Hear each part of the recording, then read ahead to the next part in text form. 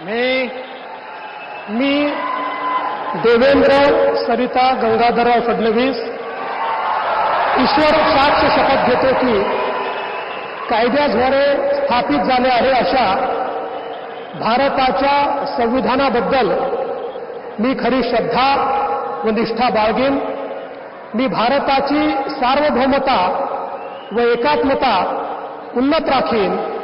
मी महाराष्ट्र राज्याचा मुख्यमंत्री म्हणून माझी कामे निष्ठापूर्वक व सत्सद विवेक बुद्धीने पार पाडेन आणि संविधान व कायदा यानुसार सर्व तऱ्हेच्या लोकांना मी निर्भयपणे व निपक्षपातीपणे तसेच कोणाच्याही विषयी ममत्व भाव किंवा आकस न बाळगता न्याय वागणूक देईन।